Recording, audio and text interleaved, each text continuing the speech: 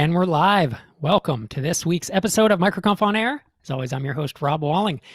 Every Wednesday, we live stream for 30 minutes and we cover topics related to startups, ambitious startups, but not the venture track ones, startups that we build to get purpose, freedom, and relationships. I said those out of order today for some reason, but these are not typical Silicon Valley startups.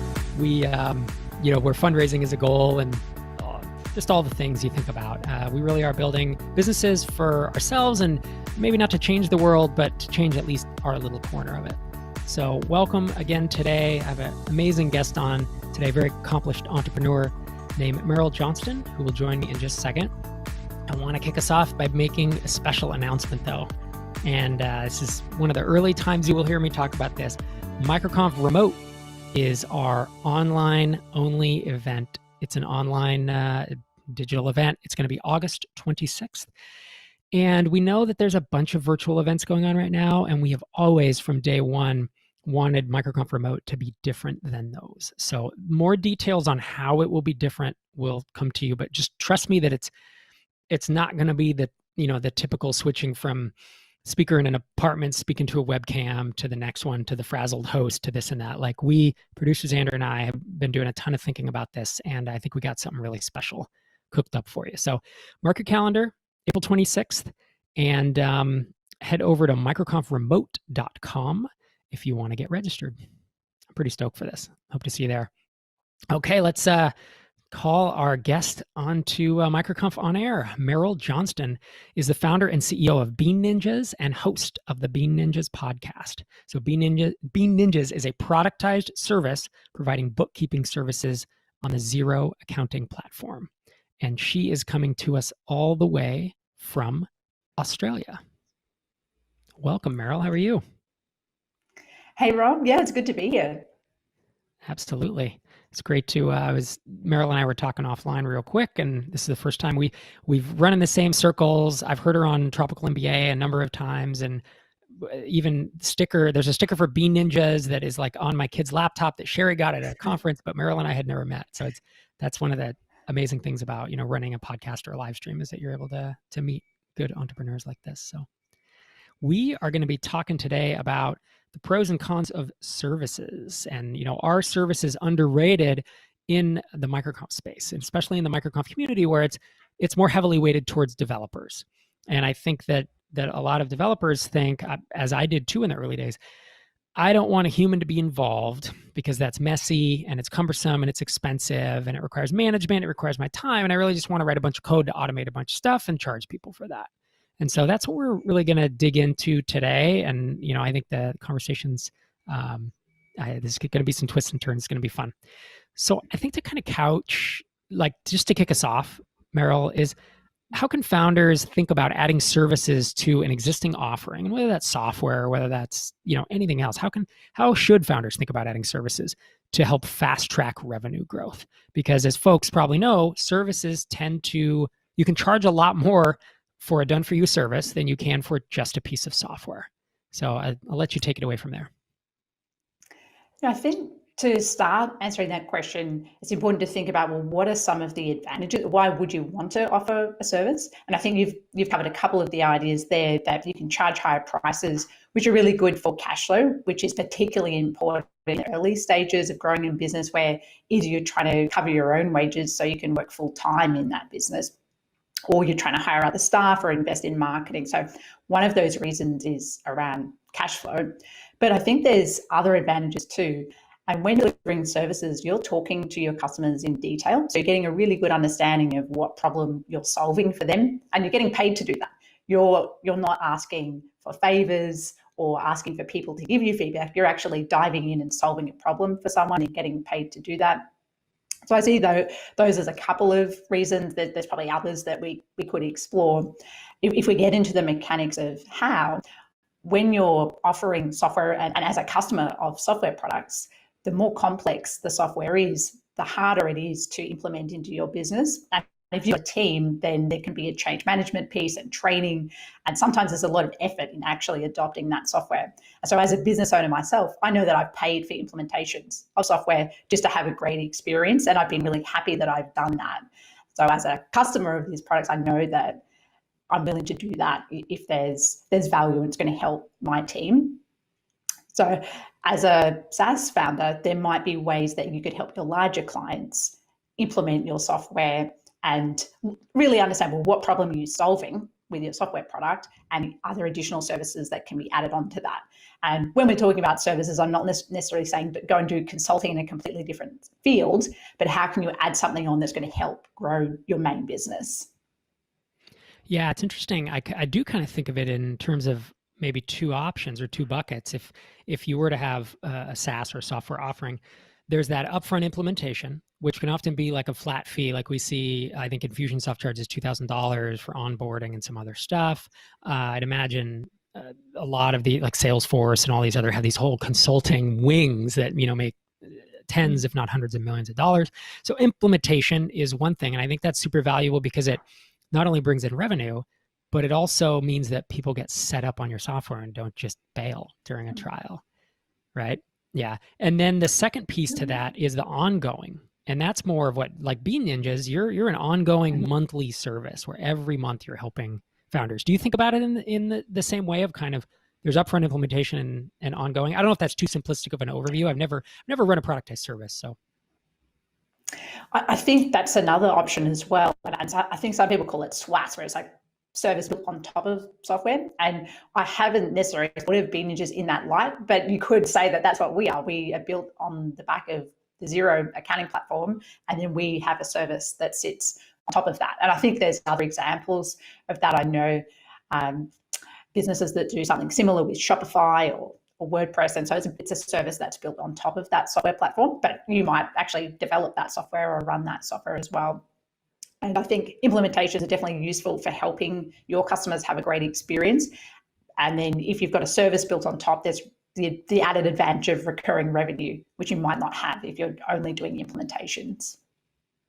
Yep, that's right. And personally, I don't think it matters if you own the software or not, right? I mean, you're built on top of Xero, but as long as Xero isn't gonna, there's always platform risk when you do that, but as long as they're not gonna shut out their bookkeeping partners or replace them or somehow, start charging you a bunch of money, like aside from that small risk, I don't see a huge disadvantage. I guess you can't build the features in the software, but then it's just not your problem. Like to me, that's an advantage because I've run software products and just hearing all the feature requests, and having to manage all that is actually a pain. So I think ultimately, yes, it would be amazing to have a software product that you own, a SaaS that you own, and have services on it. But there's there's also the idea of stair stepping, of maybe you don't spend all the time to build that. You didn't spend the time to build Xero, and yet you've built Bean Ninjas to what I'm assuming is, quite a bit of revenue based on the notoriety you have. Yeah, that's quite interesting. And I sometimes talk about the backstory of Bean Ninjas and having a consulting business prior to that. But what I often don't really mention is that for a very short time, I was involved in a health tech startup, and we'd won a startup weekend and gone on into an accelerator. And I quickly realized I don't have any experience or network in this industry. We don't have any capital, and it's going to take a very long time for me to be able to replace my income in this business. And I'm going to have to keep on working a full-time job. And that was when I realized, for me, that first stair step was, how do I replace my income? And to me, the fastest way to do that was consulting. And that didn't take long at all. And when I was consulting, I was able to work less hours a week. So I could work 20 hours, 25 hours a week and replace my full-time wage, and then had time to then go and build a productized service. And so that was my path of thinking, well, maybe one day I'd like to do something in the tech space, but really I want to create an income stream first, free up my time, build my entrepreneurial skills, build a network and an audience. And I've been working on that for 5 years so far. And then in the future, that might be an option for me. But having tried it for a couple of months, I realized, well, this is a very hard road if I'm not an experienced entrepreneur, don't have money, and don't really have knowledge of an industry and a network. Yep, I would totally agree with that. And I mean, I could probably name 5 examples off the top of my head, but one that I reference frequently is a Podcast Motor, which was founded by Craig Hewitt while he was working a day job as like a sales account rep for pharmaceuticals or medical devices. So he starts Podcast Motor, which is podcast editing as a service. It's monthly fee, whatever is $500 a month to like edit and produce your podcast. And he built that I believe he talked about it on maybe when I interviewed him, but he built it to like $20,000 or $30,000 a month in like not a long time. And the margins are good. You know, they're not quite SaaS, but they're not.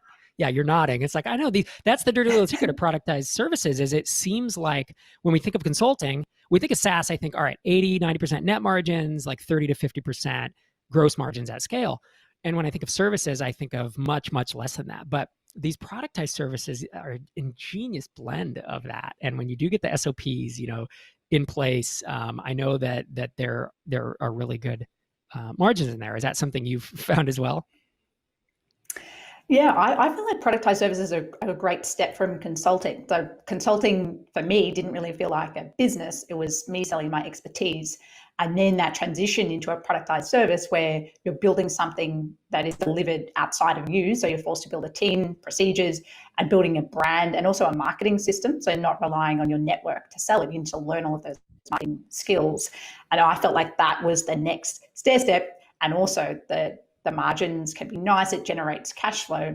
And I think you can still work with the end in mind, which might be creating financial freedom, it might be building software or having a SaaS, but you don't necessarily have to start with that. Yep. And again, Yeah. Craig's a great example of using the knowledge that he built generating cash flow and then going on to solve another problem with software in that same industry. Right. To start Castos, which is podcast hosting, and then grow that, and then got funded by TinySeed, who's part of Batch One.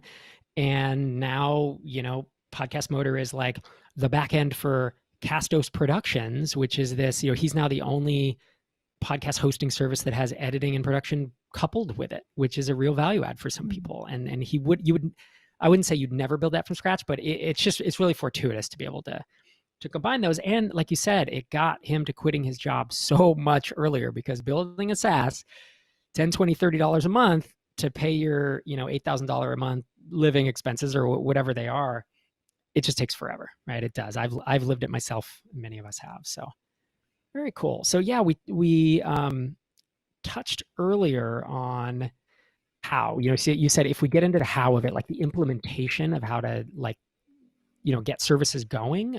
Talk to me about what you were thinking about there. Well, I can look back to how I got going with consulting and then how I got going with productized services. And with consulting, for me, that was just talking to business owners and understanding. I'd basically go in and try to understand what the problem was and then see if I could create a solution. So if you already have software, then you're probably already talking to customers and understanding what problems you're solving. And there might just be ways that you can go in and say, well, would you like me to help with this, and kind of see where it goes. I'm a believer in just trying to get something going, move quickly, and see where you can add value. So I'd say it would all start with conversations and really try to understand what the problem is. And I also don't think necessarily at the beginning, you might not be trying to make a ton of money out of it. You'd be trying to figure out, well, what is the best kind of service, learning, experimenting, and then you might figure out whether it's the implementation, whether it's the service on top of the software that's on more of a recurring basis. Might take a little bit of time to figure that out, but you iterate and learn, and away you go. Yeah. So I'm gonna give an example of a company I know who's done just that, and then I'll ask you for one. So I'll give you a second to think about it while I talk. But there's a company in Batch One TinySeed called Gather, and they're for interior designers and architects. They're SaaS, and they're growing well, but they realized that there are only so many of their customers, and they're longer sales cycles because it's enterprise sales, and so they started thinking of this idea of offering service value add. And they originally wanted to do it purely productized and be like, hey, it's whatever, $1,000 a month for this many hours or this much help. And they found that there was real friction there, that everyone was trying to back into the hourly rate. And then they're like, what if I don't use all that hour? You know, it wasn't working in the way they were trying to sell it. Then they just made adjustment, right? So to your point of iterating, they started saying, okay, well, we will do it for an hourly fee, but, you know, they raised the fee up and they, put a minimum there. They made adjustments, right? As entrepreneurs have to do to almost find product market fit with just that little offering. And they started getting more interest. This may or may not be something they want to do long-term, but it's like a short-term cash infusion. They are learning a ton more about their customers, how they work, their processes, because they're having to now pull data into their own software in the way their customer would. They're helping them do stuff. And so it's a phenomenal learning experience for them. So I'm curious if you have, a similar story or stories that you could regale us with. Yes, I think Brian Castle's doing something similar at the moment. He's building a software product called Process Kit, but also is doing some paid implementations. So most of the customers, I believe, are going in and setting up everything themselves, but those that want a bit of extra help are paying for that implementation. And I don't think he's doing tons of them, and that's not the business model, but it's definitely, from what he's described, it is great for cash flow, but also good for learning in these early stages. Very cool. And did you go from consulting, because, well, I guess my question is this. I know Bean Ninjas as a productized service. Do you also offer one-off consulting within Bean Ninjas, or are you pretty tight to no, this is the product we offer for this price? That's an interesting question, because if you'd asked me a year ago, we were very tight with the product offering. And to me, that's something you have to be very careful of with a productized service, because it's very tempting. When people think they're buying services, they always want to add this on or try and add that. And if you're trying to sell a productized service, then in the early stages for me, it was learning to say no to a lot of things, to really define, well, what are we offering? Where's the value? And who are the customers that we're selling this to?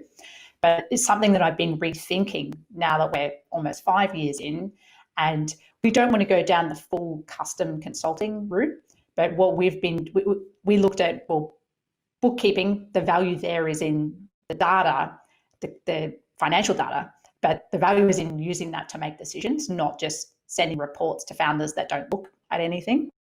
And so originally, the way that we solved the problem of founders not using this information to make decisions was through creating courses. And I like that because it felt like we're creating a product, scalable, and that definitely helped. But there were also people at the other end that just wanted someone to do it for them. Don't teach me how to build a cash flow forecast or a dashboard.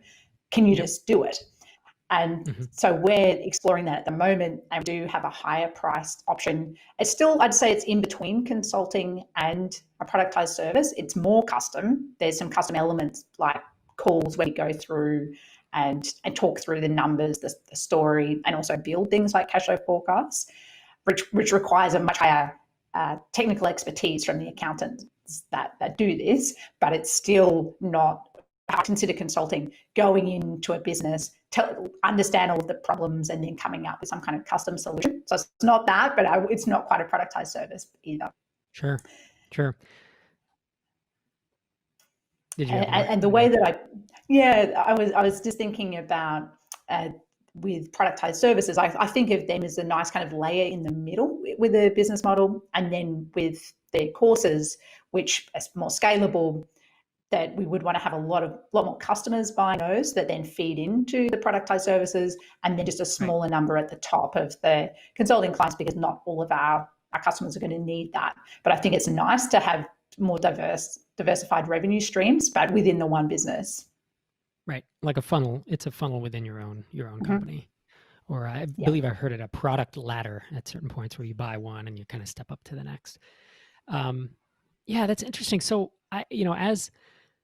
let's say that I'm a software entrepreneur. I've built a SaaS app on the side. It's doing $5,000 a month. I've done an amazing job, because even getting there is really hard. And let's say that, I serve, it's a good example,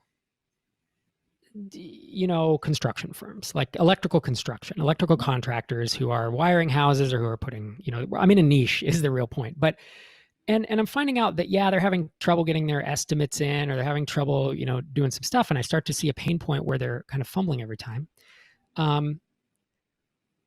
How would you think about, what's a first step? Let's say I've had a conversation with customers, and I know there's a pain point there. Is the next step to think about, hey, let's hire someone to do one-off consulting with them? Or to start with productize at the start? Is there a procession there? Also, do you think the founder should try to do it themselves at first, or bring in a contractor or an employee right away to kind of implement that? Yeah, that's an interesting question. So if I was building a productized service, then I would not want to, and we're a couple of years in, or we've been a little while into the process, then I would want to hire a contractor to do that straight away. And that's something we tried to do at Bean Ninjas, was I wanted to remove myself from delivery as soon as possible. But if part of the reason for this is learning, which it sounds like it might be, if the core business is SaaS, then there's actually a lot of benefit in delivering that, in talking to these customers and really going deep with them. And so as the founder, I'd probably, if it was me, I'd probably go and do that myself at the beginning just to understand it. And I probably wouldn't go in with a productized service or frame it that way at the beginning, unless I thought that it would be easier to sell if it was, here are two options, this is the price, these are the deliverables. Sometimes it's easier for customers to buy that than let me come in and do consulting and they don't know what that means or how much it's going to cost and whether they even want to do that. So I just think about who I was talking to, what the best way to communicate value to them, and I'd probably do it myself in the early days. Yeah, it feels like the real MVP would be just that, wouldn't it? It'd be having a conversation and saying, well, I can give you 5 hours this month, even though you really don't want to do it, especially a SaaS founder is not going to want to do it. But you're doing it for the learning. And I mean, maybe in construction, it wouldn't work, but there are industries where you can charge a pretty penny for it. Like, let's say you have an app that does like, IT security, and suddenly you're dealing with, you can charge 150 an hour, 200 an hour to do like, $200 an hour to do security consulting. At that point, it does become a little more worth it, even if you don't want to do dollars for hours. It's just a little more lucrative to get it done. What's your take on, all things being equal, if you have folks doing these services, let's say you get later, you're 20, 30K MRR, and you have, two people now implementing services, whether it's part-time or full-time. What's your take on like the contract versus employee handling those for you? I'm curious how you guys, maybe how you structure it, and if you have opinions on it, at different stages. Is it you start slow with contractors, and they're part-time, and you get them up to full-time, and then you hire them as, and in the US it's W-2, but it's just an employee, an official employee, or what's the model? How do you think about it? I think what I did with Bean Ninjas was contractors at the beginning and then moved to employees. I think one of the main advantages of contractors is that you can really control your margins, especially if you're paying them per job. So if you're writing articles and they get paid a fixed price per article, then you're always in control of your margins and know what you're making per whatever it is that you're selling. Yeah. And that's much harder to manage with employees. The reason we moved to employees with Bean Ninjas and having full-time staff was that a lot of our contractors had things on the side, so it didn't feel like we were the main priority. We were kind of fitted in around that, and we wanted to build a team culture where we had committed staff, and also we found it hard to build a leadership team when people were contractors and had other things going. It was fine for individual workers who were responsible for an output. So a bookkeeper managing their own workflow worked well. But when we wanted to put in place managers and training and team meetings, and everyone had, 10 or 15 people with different schedules and part-time, that became a bit of a nightmare.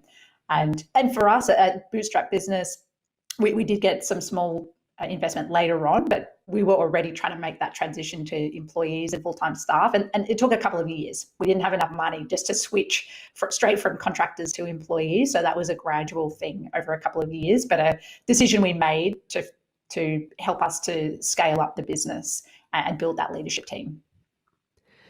Yeah, and I think that's a really good point people should note is if you read any venture capitalist or Silicon Valley investor, you'll see things like, you need to have an office in the Bay Area. You need to have an office at all. You need to hire only W-2s, never hire contractors to build your software. You see these real nevers and always.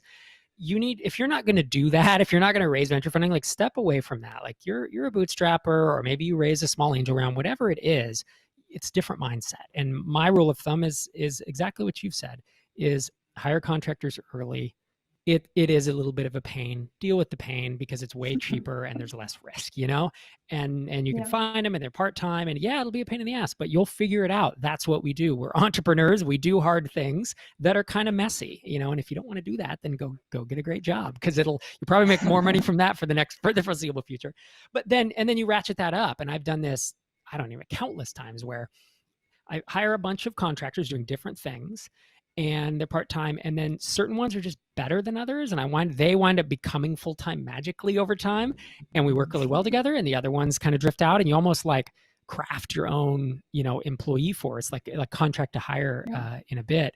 And to your point about leadership team, when I'm at 5K a month and I'm solo, I'm not thinking about that, but that becomes a real concern when you start to scale and you have 10, 20, 30 people on staff. You don't want to, the point of this is not to be managing a bunch of people. The point of this is to be an entrepreneur and work right on the business instead of in it. So I like that you have put a management team in place. Do you remember like the head count where you decided to start getting that going?